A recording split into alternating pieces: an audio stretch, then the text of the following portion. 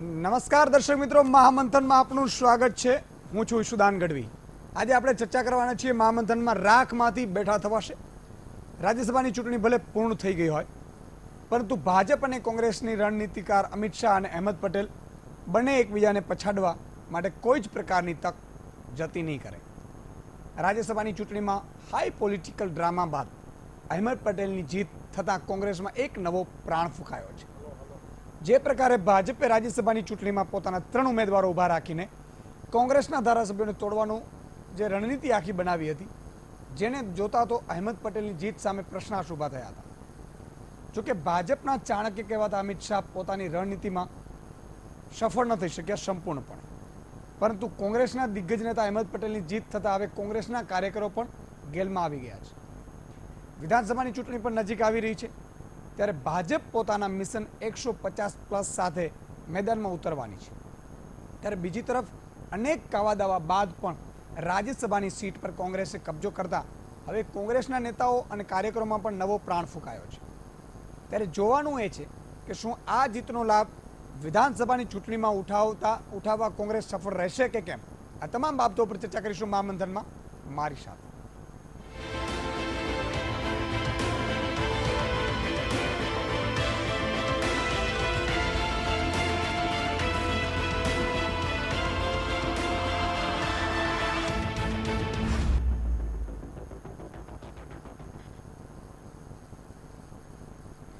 High voltage drama સાથે ગુજરાતમાં રાજ્યસભાની ચૂંટણી પૂર્ણ થઈ। અમિત શાહ, અહેમદ પટેલ બંનેની સાખ બચી ગઈ। જો કે બંને નેતાઓ હવે બેસી નહીં રહે, કારણ કે બંને નેતાઓને એ ખ્યાલ છે કે પિક્ચર અભી બાકી है।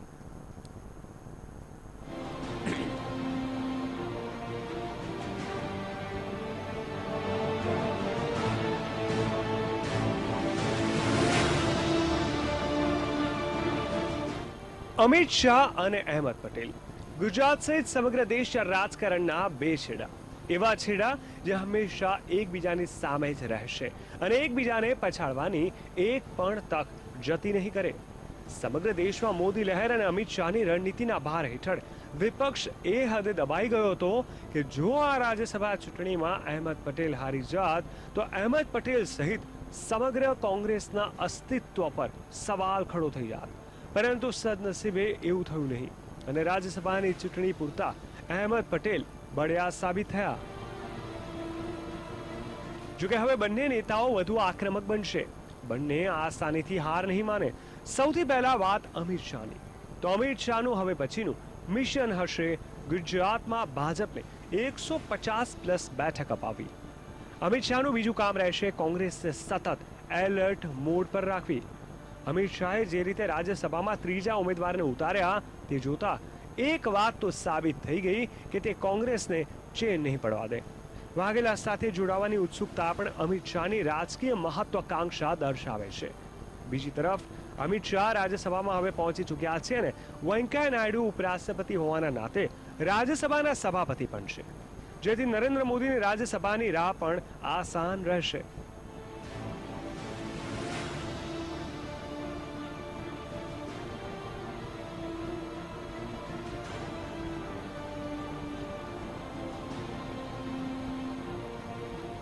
જો અહેમદ પટેલની વાત કરીએ તો અહેમદ પટેલ હવે વધુ આક્રમક બનશે અને ભાજપની સાથેની પોતાની રાજકીય લડાઈની વધુ વ્યક્તિગત બનાવશે।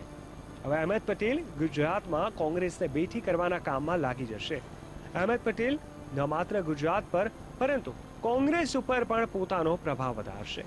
એવી પણ શક્યતા છે કે અહેમદ પટેલ પોતાના રાજકીય વર્તુળમાં પણ બદલાવ કરી શકે છે।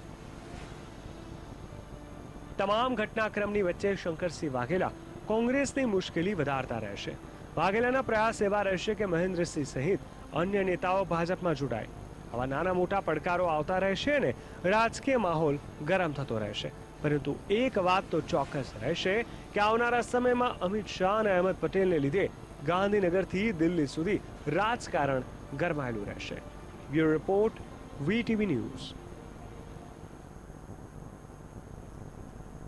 તો દર્શક મિત્રો, જે રીતે રાખમાંથી બેઠા થવાશે મામલે ઉપર આપણે ચર્ચા કરવાના છીએ। ખરેખર કોંગ્રેસમાં જે પ્રાણ ફૂંકાયું છે અને ફૂંકાયું હોય તો શું એસેમ્બલીમાં એને લાભ મળશે? ટ્વિટર ઉપર પણ વીટીવીના આપણે પ્રશ્ન પૂછ્યો હતો. 43% લોકો એવું માની રહ્યા છે કે રાજ્યસભામાં કોંગ્રેસની જીતથી પક્ષને વિધાનસભાની ચૂંટણીમાં ફાયદો થશે. હા 43% કહે છે, ના 49% અને 8% લોકો એવું કહે છે કે કહી ન શકાય. આ તમામ બાબતો ઉપર આપણે ચર્ચા કરવાના છે. આપણી સાથે 3 મહાનુભાવો જોડાયા છે.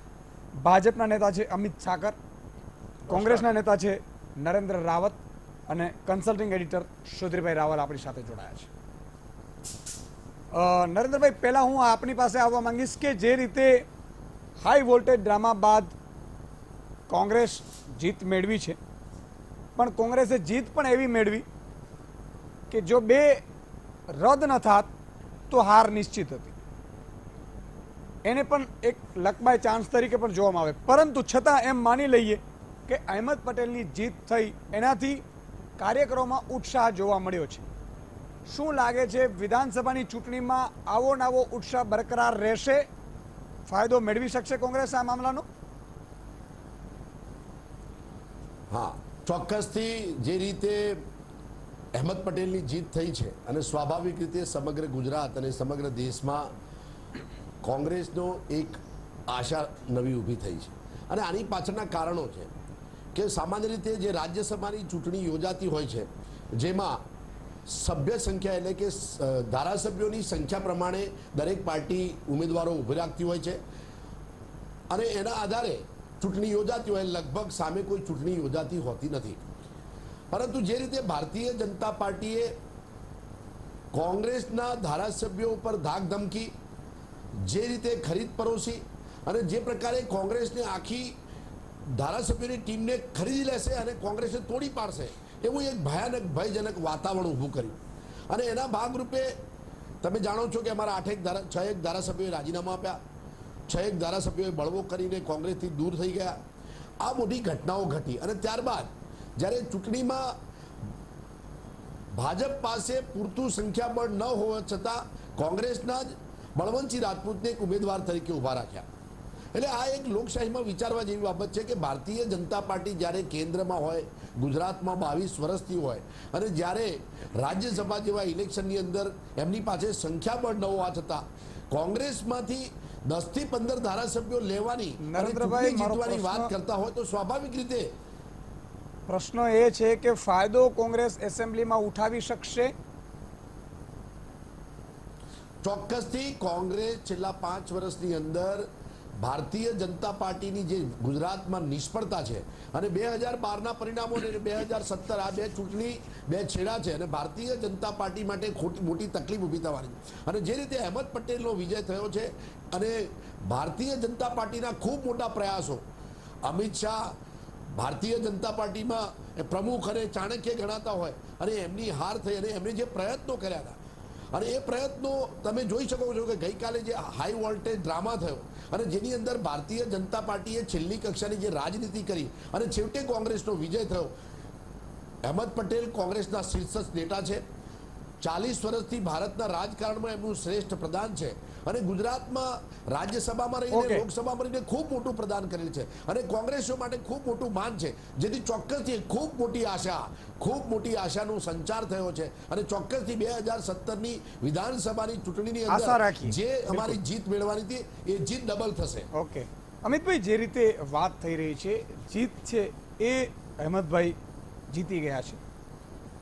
જીત ભલે એવું કહેવાય કે એકદમ કટોકટીમાં થઈ છે, પણ ભાજપે પણ કોઈ પ્રયાસ અથવા તો કચાશ છોડી નહોતી, પરંતુ આખીરમાં જે રીતે બાજી જીતમાં પલટી અહેમદ પટેલની, લાગી રહ્યું છે કે ક્યાંક ને ક્યાંક જે ભાજપ આગળ વધી રહ્યું હતું એને બ્રેક લાગી છે. ભાજપની જે એક જે એ 150નો જે પ્લસનો જે ટાર્ગેટ છે એમાં ક્યાંક ને ક્યાંક બ્રેક વાગી છે અને એનાથી ઉલટું કોંગ્રેસમાં વધારે પડતું જોમ અને જોશો ભરાયો છે, જે વિધાનસભાની તૈયારીમાં લાગવાનું શરૂઆત કરવાનું છે. શું કહેશો? આમ સામાન્ય રીતે શિષ્ટાચારનો તકાદો હોય કે કોઈ જીતે એટલે એને અભિનંદન આપીએ, પરંતુ આ ચૂંટણીનું પરિણામ એવું છે કે જે પરિણામમાં બળવંતસિંહજી આ આખા પરિણામની સામે એ કાનૂની પ્રક્રિયા કરવાના છે ભારતીય જનતા પાર્ટી સંપૂર્ણ રીતે એમની સાથે અડીખમ ઊભી રહેશે. આ રિઝલ્ટ જે અત્યારે આવ્યું છે, આ રિઝલ્ટ ક્યારે આવ્યું છે? જ્યારે તમારી પાસે 61 ધારાસભ્ય હતા, તમે 24 વર્ષથી એ રાજ્યસભામાં જતા હતા. કોઈક નવા કાર્યકર્તાને તમારે તક આપવાની હતી. પાર્ટીનો નિર્ણય છે તમારી, તમને રિપીટ અમિતભાઈ, આ બધી ચર્ચા આપણે પહેલા કરી ચૂક્યા વર્ષ છીએ. માટે તમને રિપીટ કર્યા, વાંધો નથી. પરંતુ નરેન્દ્રભાઈ, હું સાવ સ્મૃતિબેનની ચૂપ. વાત કરો, બીજી વખત શા માટે લઈ જાઓ છો તમે? યાર એવું કહો છો હું કે સાવ જે ચૂપ હતો. પ્રકારે પણ હેમંતભાઈને મુદ્દો કેમ બાકી લઈ રહ્યા જાઓ છીએ છો? એટલે મને લાગે છે હું કે ચૂપ રહીને તમને બોલતા રોકવા માંગુ પણ છું. અમિતભાઈ, આ દેશ માટે હું જરૂરી ચૂપ રહીને તમને બોલતા રોકવા માંગુ છું. અમિતભાઈ મુદ્દા ઉપર આવી તમે ગયા. એ રીતે બોલવાનો સવાલ ના, પણ નથી. એવું ના હોય, પોતાને સાંભળી લો નરેન્દ્રભાઈ. પછી. તમે સમજી લો. તમે જે વાત કરી તમે રહ્યા છો, ના, મારી તમે અમારા 61 ધારાસભ્યોની મને વાત મારો કરો જો છો. એક મિનિટ. તમે કહો છો નરેન્દ્રભાઈ, અભિનંદનની વાત કરતા નરેન્દ્રભાઈ, તમે એક સ્પષ્ટ એક વસ્તુ તમને કહેવી છે. હા, બોલો. અભિનંદનનો પ્રશ્ન છે, આ કઈ પ્રજાની ચૂંટણી નહોતી, આ તો નંબર હું તમને એ જ કહેવા માંગુ છું. ધારાસભ્યોને આધારે હા ઇનડાયરેક્ટ ચૂંટણી છે. એમાં હું તમને તમારી એ જ કહેવા પાસે માંગતો સભ્યો ના હોય, હતો. તમે ચૂંટણી લડાવો એ કેવી રીતે બની શકે? જો સાંભળો, એટલે કોંગ્રેસની 61 લોકશાહીની ધારાસભ્ય, અંદર નરેન્દ્રભાઈ, ધારાસભ્યોને લઈને નરેન્દ્રભાઈ, ચૂંટણી વાસ્તવિકતા સમજો. આ 61 ધારાસભ્ય હતા. તમારે જનતાને આજે એ જવાબ આપવો જોઈએ કે તમારા લગભગ 17 ધારાસભ્ય તમને છોડીને શું કામ ગયા? પણ એ જનતાએ જનતા પણ એ લોકોને માંગી શકે ને જે કોંગ્રેસના પેલા સિમ્બોલ ઉપર ચૂંટાયા છે. અમિતભાઈ. જો ભાઈ એવું તો 17 તમે શું આપવા કે એમનેમ તો આવ્યા નથી, એમનેમ તો તમે સ્વીકાર્યા નથી, તમે કઈ પણ મને લાગે છે આ ખરીદ ફરોખ્તમાં બહુ લાંબી ભાઈ, આખી વિધિમાં જશે. અમિતભાઈ 17 મુદ્દા ઉપર ધારાસભ્ય- આવીએ. નહીં, આજે ખરીદ ફરોખ્ત વાળી વાત તો હું એ જ કહું છું, નરેન્દ્રભાઈ તમે જે વર્ષોથી રીતે- કરે છે, છેલ્લા મહિનાથી કરે છે, અને છોડી દો. તમારા 17 ધારાસભ્ય જે ગયા છે એ કોણ ગયા છે? જે શંકરસિંહજી વાઘેલા આ 17 ને લોકો ઓળખે છે. આ 17 લોકો આમાંથી એક પણ એવો ધારાસભ્ય નથી જે શંકરસિંહ ગયા હોત ને ન જાત.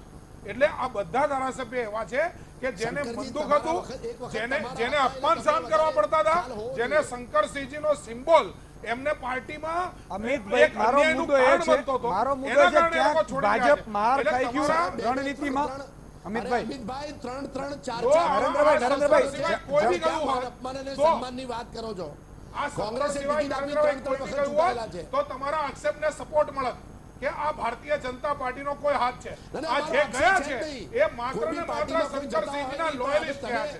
એટલે તમે રાજ્યસભાની શંકરસિંહજીને ચૂંટણી સાચવવામાં વખતે નિષ્ફળ જે ગયા, પ્રકારે એના કારણે તમે આખું ઊભું સત્તાનો થયું. દુરુપયોગ તમે કર્યો છે, આખો ભારત દેશ જાણે છે. ભાઈ, આ અને બધા જે પ્રકારે ગપગોળાને ગઈકાલે જે આખું ગુજરાત ઘટનાક્રમ હતો, સમજી એ ગયું પણ છે. આપ જાણો છો. આજે તમે જીત્યા, પણ એ હા, જીત એટલે ભલે ગઈકાલે લાંબી ના તમારા ટકવાની હોય.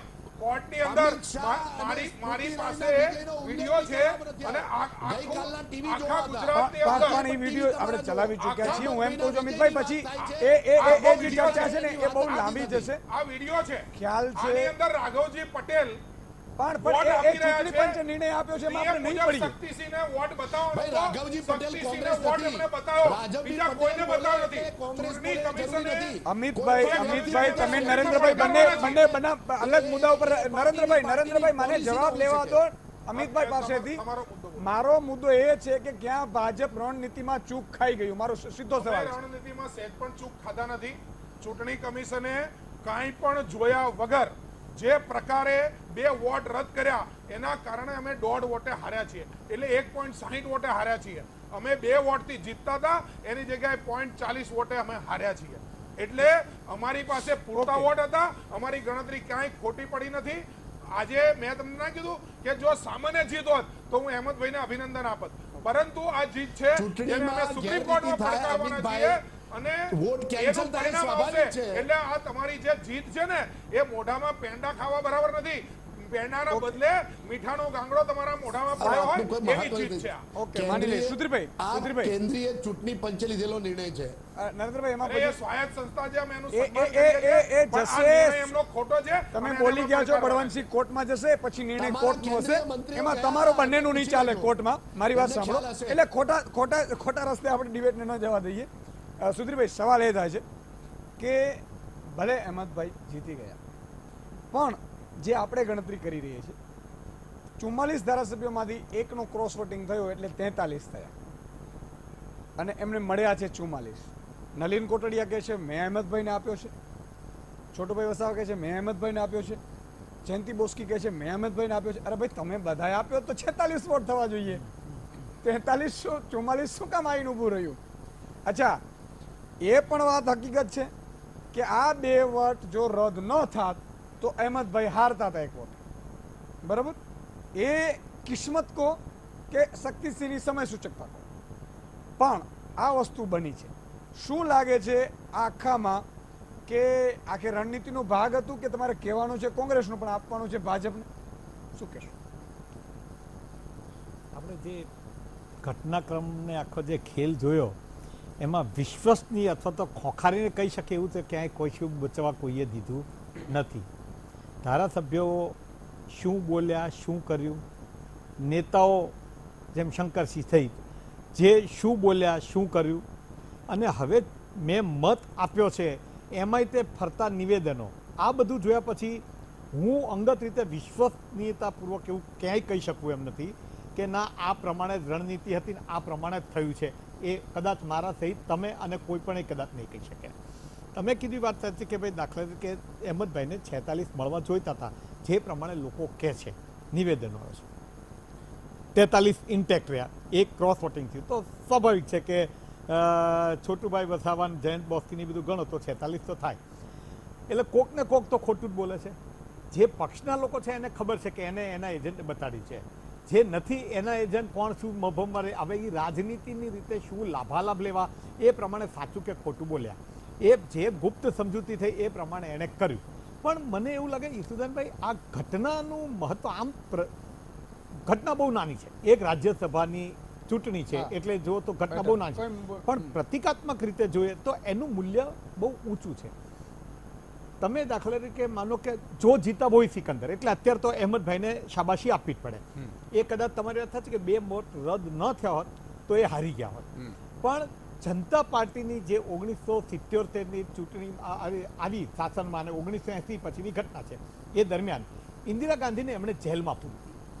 ઘટના બહુ નાની હતી, પણ એ ઘટના એવો વળાંક લીધો કે આખા દેશની પ્રજાની સહાનુભૂતિ ઇન્દિરા ગાંધી સાથે, ને પછી પાછી કોંગ્રેસ મેદાનમાં આવી. મને એવું લાગે છે કે આ ગઈકાલે જે ઘટના થઈ એમાં કોંગ્રેસ પક્ષે સહાનુભૂતિ એટલા માટે હોઈ શકે કે પરંપરા પ્રમાણે રાજ્યસભાની જ્યારે ચૂંટણી થતી હોય તો ધારાસભ્યોની ગણતરી પ્રમાણે આ બેઠક અધિકાર અહેમદભાઈનો અધિકાર હતો, અલબત્ત કોંગ્રેસનો અધિકાર હતો. બરાબર. રણનીતિની દ્રષ્ટિએ ભારતીય જનતા પક્ષે એ અધિકાર છીનવી લેવાનો પ્રયત્ન કર્યો. તો પબ્લિકની સહાનુભૂતિ મને એમ છે કે એ રીતે કોંગ્રેસને મળી હોય. કોંગ્રેસ પ્રત્યે પ્રેમ ન હોય છતાંય, કોંગ્રેસ પ્રત્યે વિશ્વાસ ન હોય છતાંય, પણ લોકશાહીના મૂલ્યોમાં આસ્થા ધરાવનાર લોકો આવી જો ખોટી પરંપરા કહેવાય તો મને લાગે છે એ બધી દ્રષ્ટિએ મને એવું લાગે છે કોંગ્રેસને આનો ઘણો લાભ મળશે અને આનું મૂલ્ય પણ એ રીતે ઘણું અનેરું કહેવાય. ઓકે, આ તમામ બાબતો બહુ જ અગત્યની છે અને એટલા માટે જ આપણે ચર્ચા કરી રહ્યા છીએ, મંથન કરી રહ્યા છીએ. હજુ પણ એ ક્લિયર નથી કે એટલી હદે આપણી વિશ્વસનીયતા ગુમાવી ચૂક્યા છીએ આપણે કે હજુ પણ આપણે જાહેરમાં જે ધારાસભ્યો કહે છે કે અમે વોટ આપ્યો છે પણ ખરેખર એમણે વોટ નથી આપ્યો, અને એ નથી આપ્યો એની પણ ડિટેલ VTV પાસે છે, પણ આપણે એ ડિસ્ક્લોઝ નહીં કરીએ. પણ આપણે જનતાને વતી, કારણ કે આખિર જનતા છે સુપ્રીમ છે બધાની, બરાબર, એટલા માટે આપણી સુપ્રીમ પણ જનતા જ છે. જનતા માટે આપણે હિન્ટ જરૂર આપશું. આ જ મુદ્દા પર આ વિશે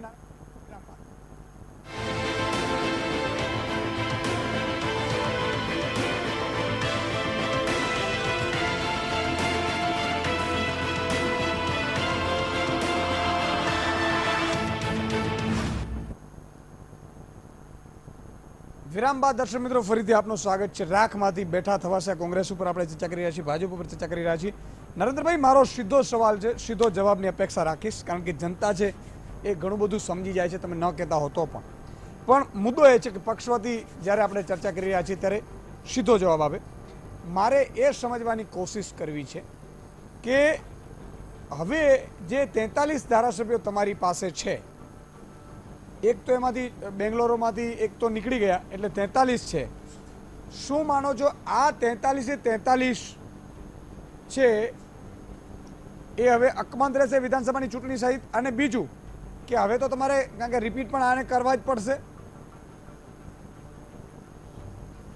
ચોક્કસથી જે પ્રકારે કોંગ્રેસમાં એક નવો સંચાર થયો છે, જે પ્રકારે સુધીરભાઈએ કહ્યું કે એક ચિનગારી અમુક ટાઈમે ખૂબ મોટું કામ કરી જતી હોય છે.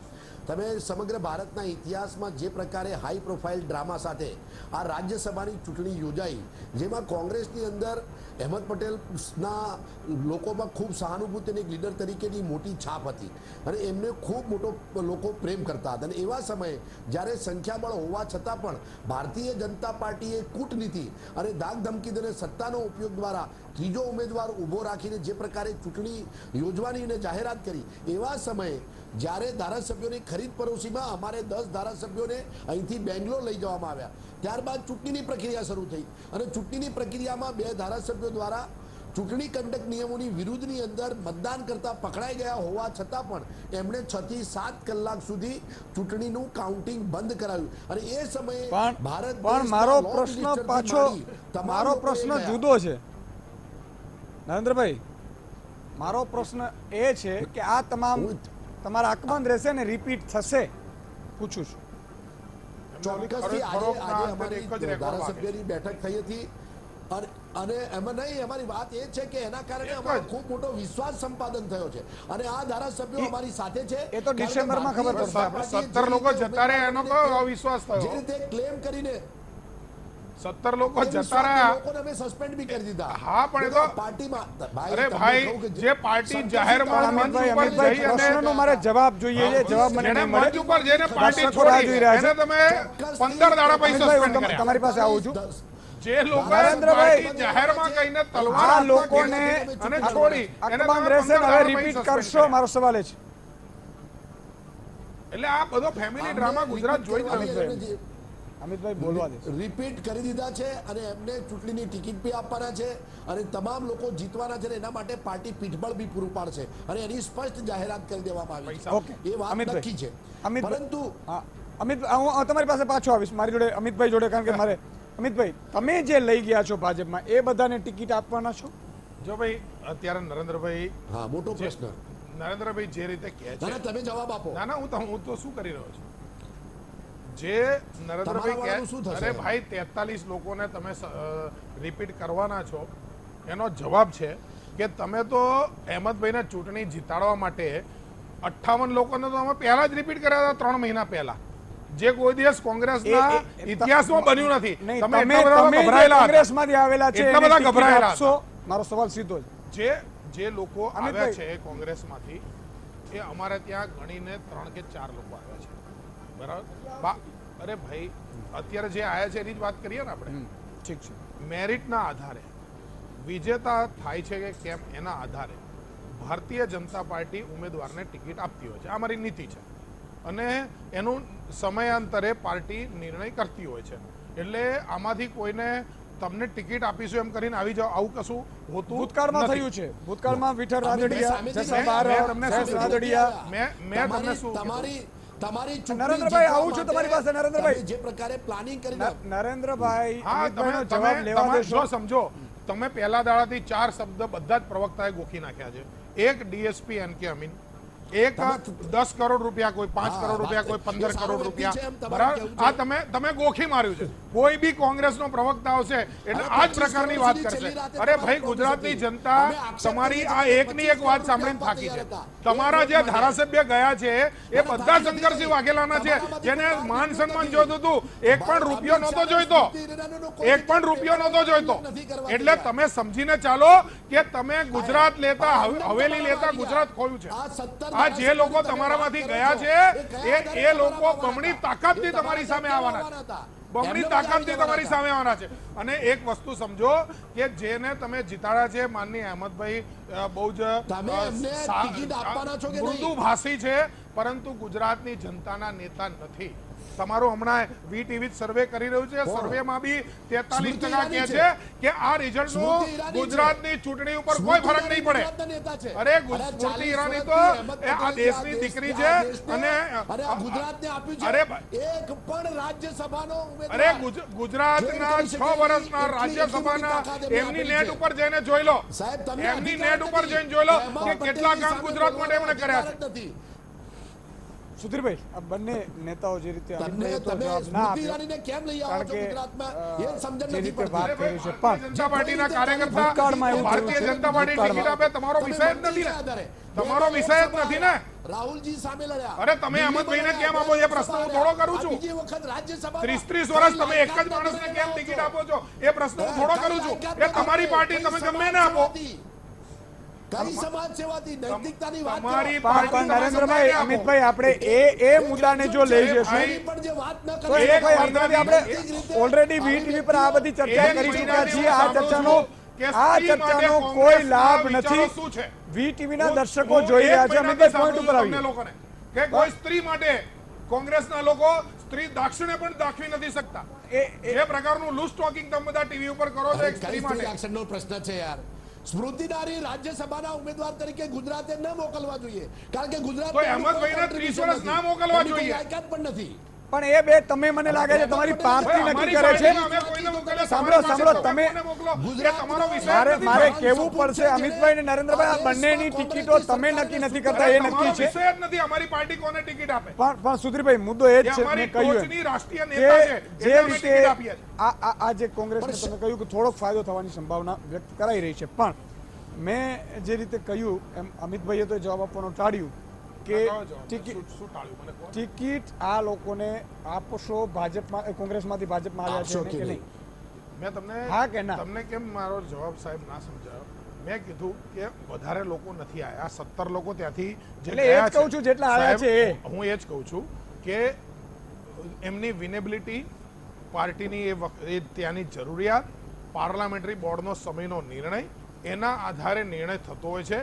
કોઈ પણ કાર્યકર્તાને અમે અનટચેબિલિટીની દ્રષ્ટિએ જોતા નથી. ઓકે. ભારતીય જનતા ઓકે, પાર્ટીને ઓકે. લાગશે બહુ જ તો અવશ્ય ટિકિટ નવા આપશે. જવાબ છે અને ભાજપ પાર્ટી તરફથી હોઈ શકે, કારણ કે એ વિનેબિલિટી જોવાશે. નહીં, નહીં, બિલકુલ વિનેબિલિટી અને તમે સમજો કે જે ધારાસભ્ય અત્યારે બિલકુલ હોય છે જોવાશે. એને બી અમે રિપીટ નથી કરતા. વિનેબિલિટી હશે આ એક તો જ જ પાર્ટી તો જ જે લીધા no repeat theory લાવતી હશે. હોય છે. વિનેબિલિટી હશે તો જ લીધા હશે, એ આમને તો નિશ્ચિત છે, લેવા માનીને પડશે. ચાલીએ. સુધીરભાઈ, આમને તો તમે જમાઈ બનેને લઈ આવ્યા છો. તો સુધીરભાઈ, તમારા શબ્દ નરેન્દ્રભાઈ, સુધીરભાઈ, એ નરેન્દ્રભાઈ, તમારા ભારતીય નરેન્દ્રભાઈ, જનતા તમે તમારા ત્યાં જમાઈ છે એમની ચિંતા કરો. જેણે યુપીએ સરકારમાં માત્ર લૂંટવાનું કામ જે રીતે કર્યું. મુદ્દો થઈ રહ્યો છે, આ વાત થઈ શબ્દો ના રહી વપરાય. છે, જમાઈના આ આને તમામ તેમ. જે કોંગ્રેસમાંથી ભાજપમાં ગયા છે, તમારા શબ્દો શું ઉપર માનો છો એ કંટ્રોલ બધાની કરો. ટિકિટ કન્ફર્મ હશે? આ જીત એવડી મોટી જે જીત રીતે નથી કે અત્યારે આટલા થઈ રહ્યું અભિમાની છે. થવાય. આવું છું નરેન્દ્રભાઈ, અમિતભાઈ, આપની પાસે આટલા આવું. બધા અભિમાની ના થવાય. આ આવું છું, આવડી મોટી આપની જીત પાસે નથી. આવું છું. લોકશાહીને બાનમાં લીધી હતી. અરે લોકશાહીને નરેન્દ્રભાઈ, તમે બાનમાં લીધી, 17 ધારાસભ્યની કિંમત જ ના કરી. બાનમાં લીધી હતી. નરેન્દ્રભાઈ, આવું છું આપની પાસે. એક અહેમદભાઈને બચાવવા તમે 17 કાર્યકર્તાનો ભોગ લીધો. કયા આધારે? તમારા 17 કાર્યકર્તાનો ભોગ લીધો તમે. ઓકે, ઓકે, એ તમને ફાયદો થશે ભોગ લીધો તો. હા, એક અહેમદભાઈને બચાવવા 17 નો ભોગ લીધો તમે.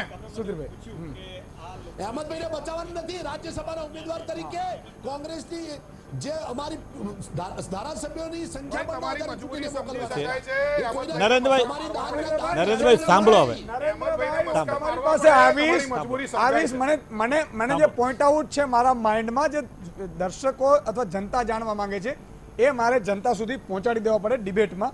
તમે સુધીરભાઈ, જે પૂછ્યું કે આ લોકોને ટિકિટ ભારતીય જનતા પાર્ટી ફાળવશે કે કેમ, જે લોકો પક્ષ પર લઈને આવ્યા છે, જ્યાં સુધી ટિકિટનો સવાલ છે ત્યાં સુધી અને ટ્રેક રેકોર્ડનો સવાલ છે ત્યાં સુધી અગેન એવું લગભગ છેલ્લી ઘડી સુધી કોઈ પક્ષમાં એવું નિશ્ચિત જ નથી હોતું કે ટિકિટ મળશે કે કેમ. એ ટિકિટના આપવાવાળા વડેરાઓ પણ નથી કહી શકતા અને ટિકિટ વાંચુઓ પણ નથી કહી શકતા. તમે જોયું હશે ભૂતકાળમાં, માનો કે જામનગરમાં પૂનમ માડમ જે છે એને સવારે કોંગ્રેસમાં હતા અને સાંજે ટિકિટ મળી, ભાજપમાં. એ ભારતીય જનતા પક્ષનો કિસ્સો છે. તો હવે ભારતીય જનતા પક્ષમાં એ પડદા પાછળ શું રમતો એ ખબર નહીં. આવું જ કોંગ્રેસની અંદર પણ થતું હોય છે. કોંગ્રેસની અંદર છેલ્લી ઘડીએ, દાખલા કે શંકરસિંહ વાઘેલાએ પોતે ફરિયાદો કરી હતી કે અમને છેલ્લી ઘડીએ નક્કી કરેલું હતું, બદલાવી દેવામાં આવ્યા. એટલે હું નથી માનતો કે અત્યારે પહેલો તો નક્કી જ થઈ ગયો હોય. હા, ઓફિસ સત્તાવાર રીતે એને કદાચ જે જાહેરાત કર્યું એને ઈ આપશે. બીજો ટ્વિસ્ટ મારે, કારણ કે સમયનો અભાવ છે એટલે નરેન્દ્રભાઈ, મારે ખાલી સંક્ષિપ્તમાં જોઈએ છે, 30-35 સેકન્ડમાં જવાબ આપશો. તમે શું લાગે છે, આ જે શંકરસિંહ વાઘેલા અને ગ્રુપ કોંગ્રેસમાંથી જવાથી કોંગ્રેસને ફાયદો થશે કે નહીં, અને થશે તો કઈ રીતે? સંક્ષિપ્તમાં. અહેમદ પટેલનો વિજય અને જે રીતે કાર્યકરોમાં જે ઉત્સાહ છે એ જોતા આખી શંકરસિંહજીની બાજી ઊંધી વળી છે, ભારતીય જનતા પાર્ટીની બાજી ઊંધી વળી છે. અને જે રીતે સુધીરભાઈએ કહ્યું હતું એ વાતમાં હું સુર પુરાવું છું કે એક આ ઘટના કોંગ્રેસને 2017માં ન ધાર્યા કરતાની વધારે સંખ્યાબળ સાથે ઓકે. સત્તામાં લાવશે. ઓકે સમયનો અભાવ છે એટલે અમિતભાઈ, નરેન્દ્રભાઈ અને સુધીરભાઈ ખૂબ ખૂબ આભાર. દર્શક મિત્રો, સવાલ એ જ થાય છે કે રાખમાંથી બેઠા થવાશે, કારણ કે કોંગ્રેસ જે રીતે રાજ્યસભામાં જે કોંગ્રેસે મહેનત કરી છે એ મહેનત અનબિલિવેબલ હતી, પરંતુ જ્યારે વિધાનસભાની વાત આવે છે ત્યારે કોંગ્રેસ ક્યાંક સૂઈ જાય છે દર ચૂંટણીમાં. હવે આ વખતે કોંગ્રેસ શું થશે, અથવા તો કોંગ્રેસ રાખમાંથી બેઠી થઈ શકશે કે કેમ, આ તમામ બાબતો ઉપર પણ પ્રકાશ પાડવાનો આપણે પ્રયાસ કર્યો. એમાં સ્પષ્ટ સંકેત છે કે કોંગ્રેસ છે એ એનો દાવ જો વિધાનસભામાં લગાડી શકશે તો જ એની સાચી જીત છે, માત્ર રાજ્યસભાથી જનતાને કશું મળવાનો નથી. આજે બસ આટલું.